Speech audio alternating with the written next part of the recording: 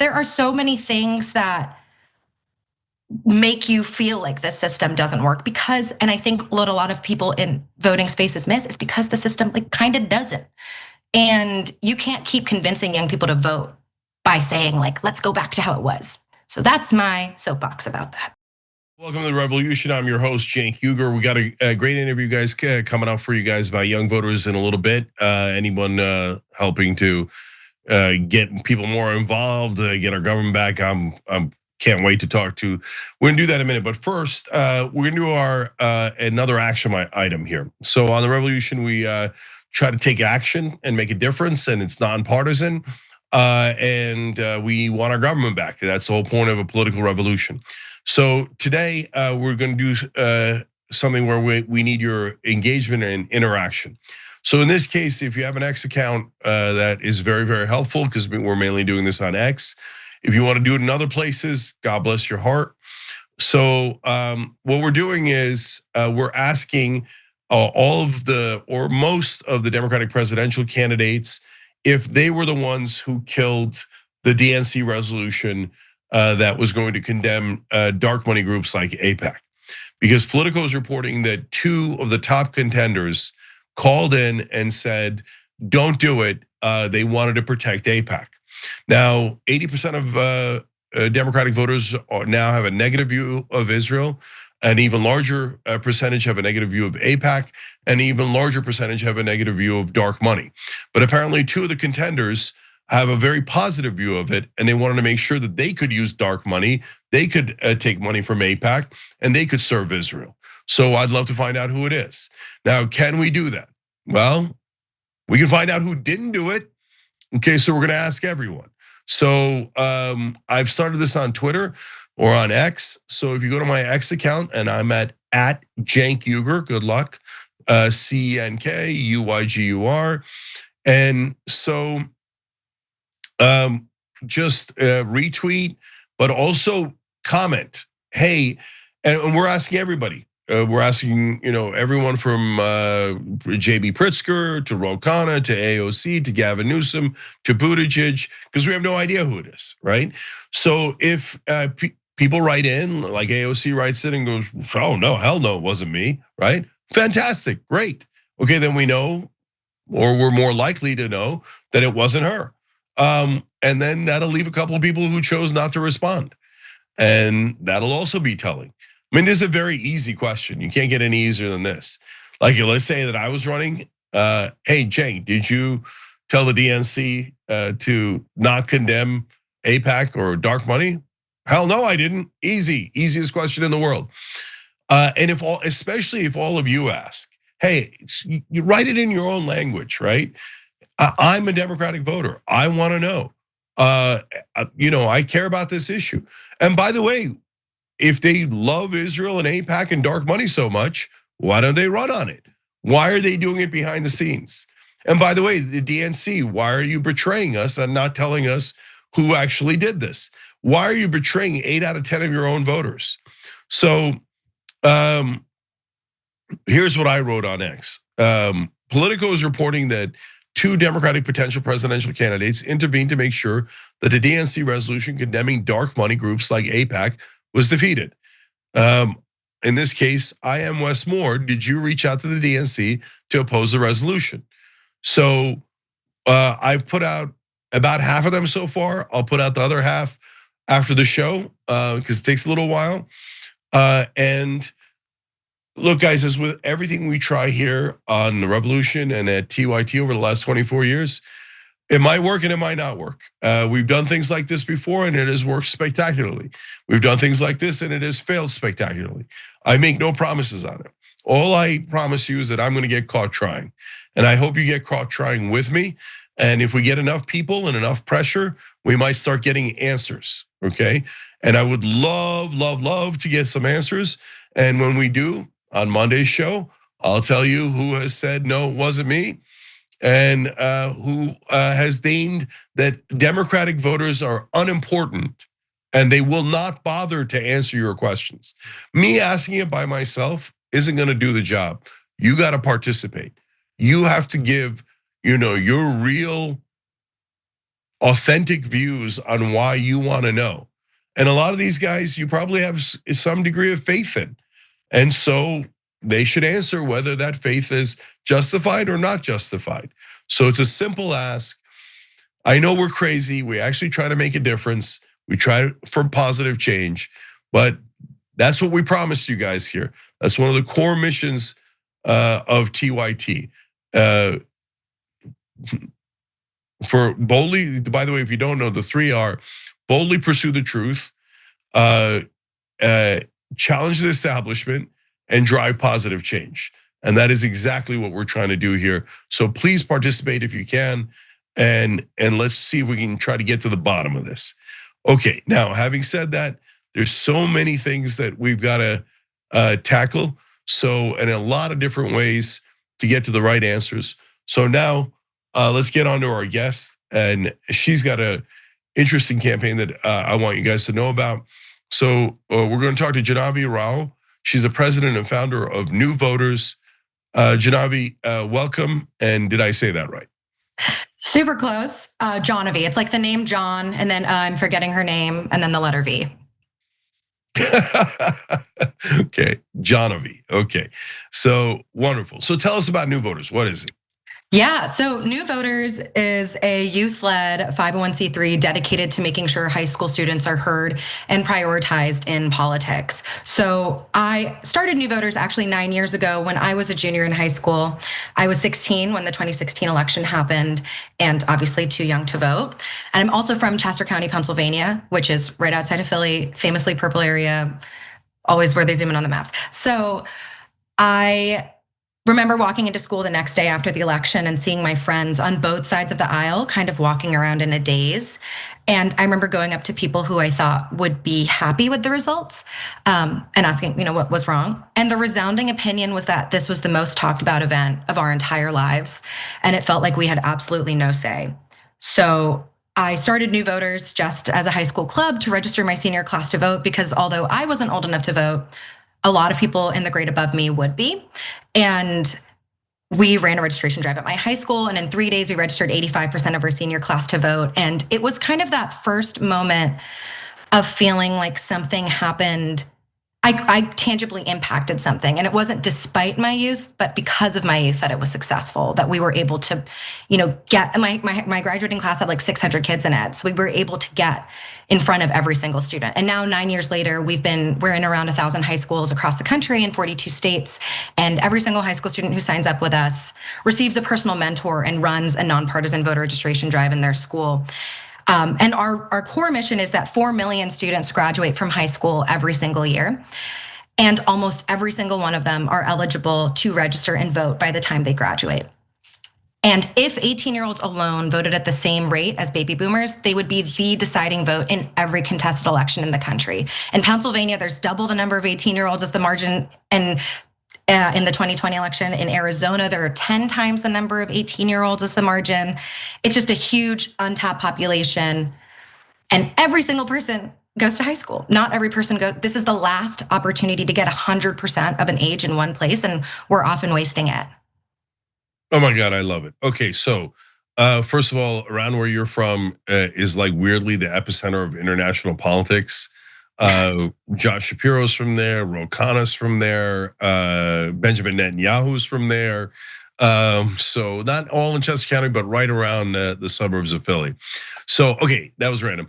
So Kobe's from there. There's a lot going on. Who is? Kobe. Oh, okay, yeah. And now Jonavi. So how many years ago did this start, did you say? 9 years ago. 9 years ago, okay. And I'm gonna ask you the most random question having nothing to do with politics. Please tell me you wrote your college essay about this and then you got into Harvard. Both of those things are true. Boom, nailed it. Okay. I did not know that. I will say I wanted to be a musician for most of my life. So almost all of my application was my opera supplementals. So I don't know, but I'm a semi-proud Harvard graduate. Okay. Well, look, they stood up to Trump, so they redeemed themselves. So God bless. I went to Columbia Law. We did not. So we live in shame. Okay, and went to Penn, where Trump's from. Lots of shame. Okay, anyways. So back to the main important point. So how many folks have you guys registered so far? We have registered around 80,000 high school students to vote. Okay, got you. And in 2020, I know not just 18-year-olds, but 18 to 24-year-olds were the deciding vote between Biden and Trump. Like they made the difference. There's no question about it. We covered that on the show over and over again.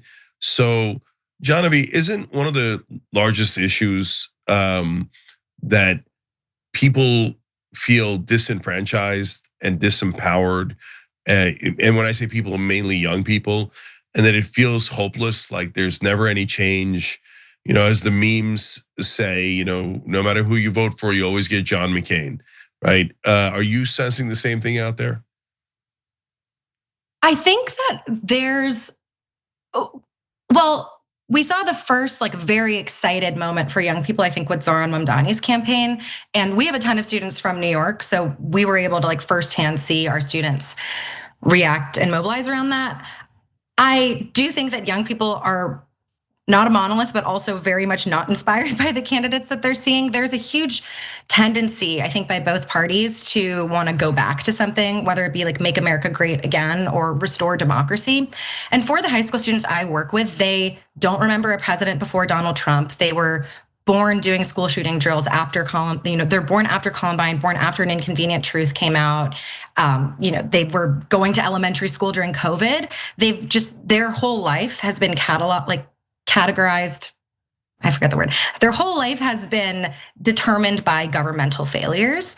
And the idea of going back to something is not a compelling thing for these students. It's you want a new thing. You want something that works better than it did before. And when you see that offered, you see young people jump on it. And I think a lot of people's tendency when they talk to young people to say like, you have power, like there are enough 18-year-olds to make a difference and therefore you should vote. However, like you don't make a young person believe they have power by saying you have power. A young person believes they have power by experiencing it.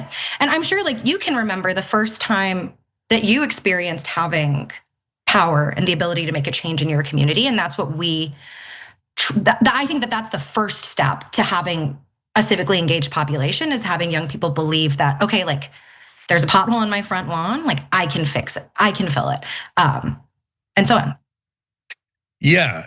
And so that's why I'm worried our politicians disempower us. But yeah, I remember how that feels when you do something and it works. It feels amazing. Like we started Just Democrats on the show, and then oh my God, they won. AOC won, Rashida Tlaib won, all these other things happened. It was just the most spectacular thing until they chose not to do much in Congress. But anyways, that's a different issue. So I'm going to throw out an idea for you. This is like the most random set of questions that I've ever asked. So are you guys? You should not. It's a question. Have you considered doing state competitions like Alabama versus Connecticut? Because then it's just totally nonpartisan, right? Presumably there are more 18-year-olds who are Republicans in Alabama, more 18-year-olds who are Democrats in Connecticut. Well, let's see who can register more voters. I honestly love that idea. We actually work with quite a lot of state governments to facilitate their high school voting challenges. So we're like the high school voting partner for the Arizona Department of Education. So I'm like, we should have these states be doing it against. I think that's a fantastic idea. And yeah, I'm on board. Let's make it happen. Okay, I got another idea for you. Now that we're on a roll. Yeah, keep going, keep it coming. I'm taking notes. Within the state, whichever high school registers the most voters gets a pizza party for the seniors. So we are actually now becoming the official voting partners for the Pennsylvania Association of Student Councils. And as I'm sure you know, the student councils run the schools and all of the schools. So the winning high school gets a pizza party, but I love it on the state level. There are some like legal things around incentivizing voter registration and like rates of voter registration. But you can certainly incentivize a multi-day and very experiential and involved voting. So yeah, pizza party, a wall of water bottles, tickets to concerts. These are the things. Yeah, so some states register people at the DMV. So you're getting a driver's license, you get registered to vote, right? So that is super effective. It gets more people involved. Again, all this is nonpartisan. At the DMV, they don't know if you're a Republican or a Democrat, right? And they're not asking. So if everyone registered as they're coming out of high school when they're 18, then everyone would be registered, right? Which is actually the whole point of your organization, right? So is there any movement to get the states to kind of mandate it like they do at the DMV? Some of the states do. Mandate that it's available at the DMV? No, that mandate that high schools register 18-year-olds to vote. So funnily enough, over like a huge number of high schools, states actually have in their state constitution that high school voter registration is mandatory. Texas, Pennsylvania, California. We did research, our high school team, and we have a typology of every high school, and it's literally in the state constitution. It's just an unfunded mandate. It gives organizations a leg to stand on when they go to high schools, and I'm including new voters, and we're like, we want to support a student in running a drive at your school, and then they're like, no, it's political, we can't do it, and we're like, actually, it's not only allowed, it's in fact mandated at your school. So it does exist. The question is, should the burden of that often falls on really overworked like election offices, and you want to figure out, okay, should that fall on the Secretary of State? Should that fall on the school? Should that fall on the LEO? But I'd love to hear your thoughts about, like, this does exist. This is something that we actually like go to high schools with a lot, and we're like, in fact, in your state constitution in Pennsylvania, it says that every single public high school must provide voter registration forms to every high school senior. Wow, interesting. So how can we better effectuate that? I mean, I think first of all, it needs to be funded. Obviously, like, unfunded mandates are challenging, to say the least, to execute. And especially when you're putting the burden on election offices and teachers, who are some of our most overworked and underpaid people. Obviously, I would love to make new voters obsolete. That would be I mean, first of all, voter registration shouldn't exist, but that's besides the point. But we should make sure that every single high school student is voting and registered to vote. There's something to be said about, like, automatic voter registration sometimes has lower rates of translating into voting as a practice because it's not tied to a conversation. When we have high school students running voter registration drives in their high schools every single day. And the reason that those drives are effective is because when I ran my drive, I was a music kid. I was able to get all the music kids to register to vote. And I was able to talk to them and be like, hey, our school board decides things about our stuff. And my friends were able to go into their locker rooms and get their teammates to register to vote. And I cold called people's parents from the phone book, which was an insane thing to do, but I did it. So, there are things that you get from having an on the ground grassroots campaign that I don't think you should. I think that this being student-led is deeply important, both as a way to create agency amongst young people, because it is one of the most tangible ways a young person can see something actually happen. A lot of the times when you ask young people to engage in democracy or in politics, especially when they're too young to vote, it can feel really like untangible. It's like, sign a petition or do something. And it's not that those things don't matter, like they do.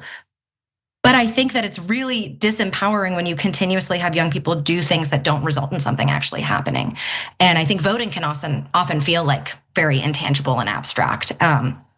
So this is a very roundabout way of saying, I think that you make it happen by putting money behind it. And I think that you make it happen by having schools aware that it exists. And I think you make it happen by having organizations empowered to go into schools, or, in my opinion, have students empowered to execute this. I'm 25, I'm too old to go into a school and get high school students to register to vote. They'll just say 6, 7 at me and it'll be terrible. So, you gotta, the young people are the best people to register on other young people to vote. But I mean, I think it's the legislation, it's in the election code, it's in state constitutions, it's just not. Yeah.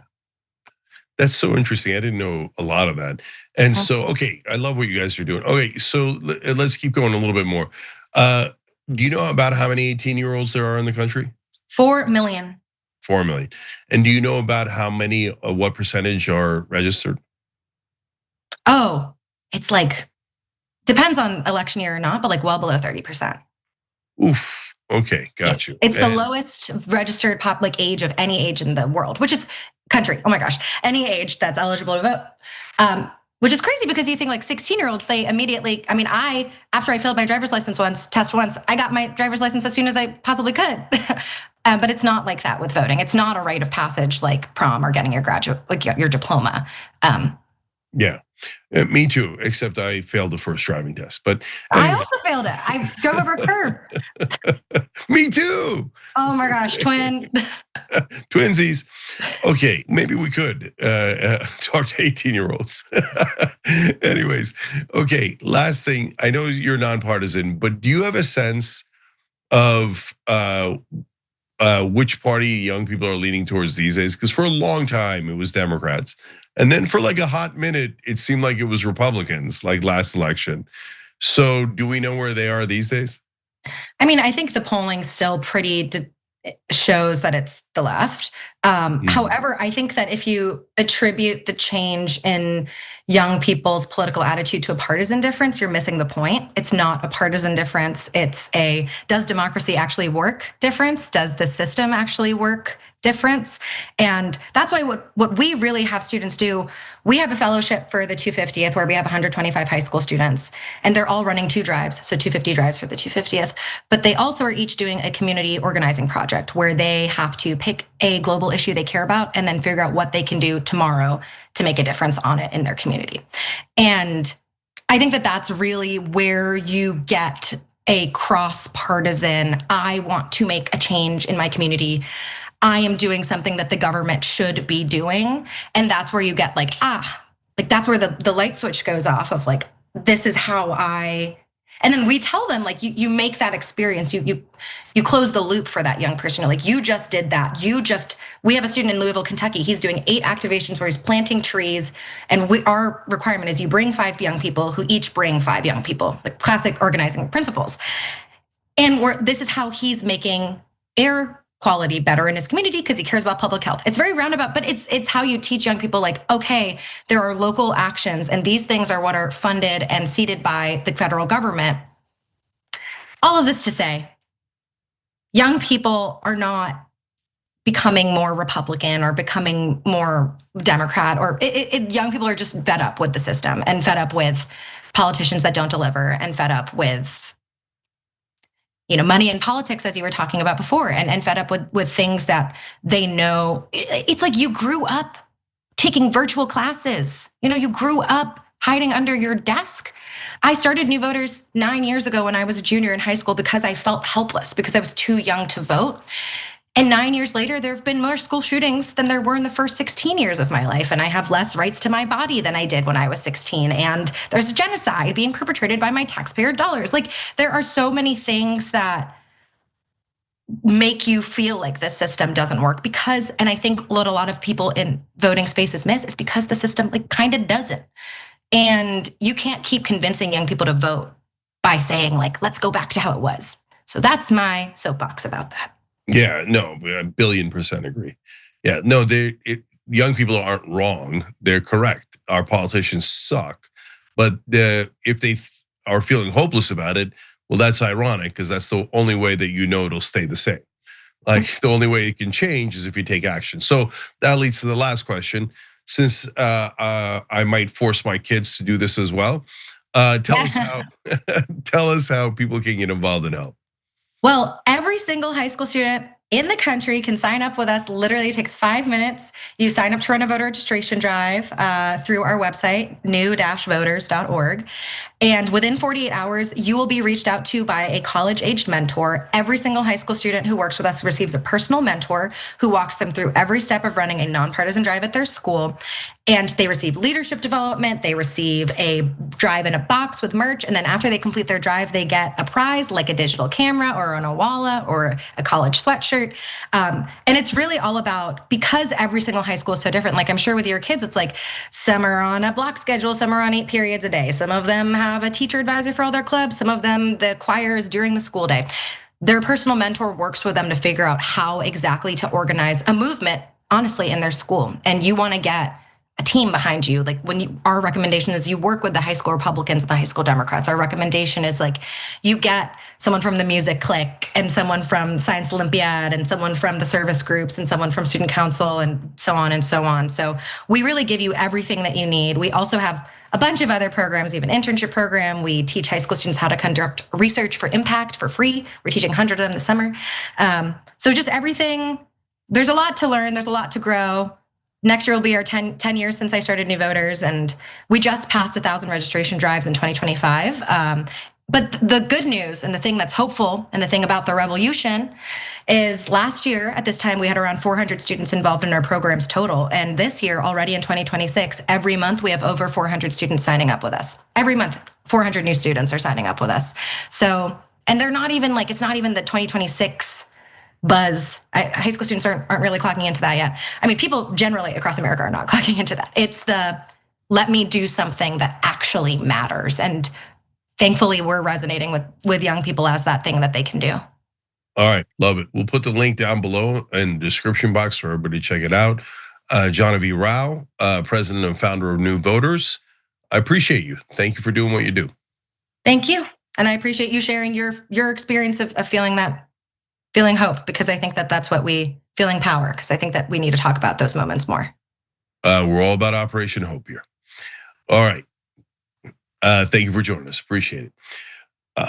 Okay, so guys, don't forget, go on X, help a brother out, help this movement out, go participate, excuse me, repost what I wrote, write your own things, ask your own questions, put it in any way that you like in the comment section, and let's try to get these Democratic candidates to answer the questions, and we'll go one by one and try to figure out who is the person who is in favor of AIPAC and dark money that pressured the DNC to kill a resolution that overwhelming majority of Democratic voters are in favor of. So let's try to do that over the weekend. I'll let you know how it went on Monday. Love you guys. Have a beautiful weekend.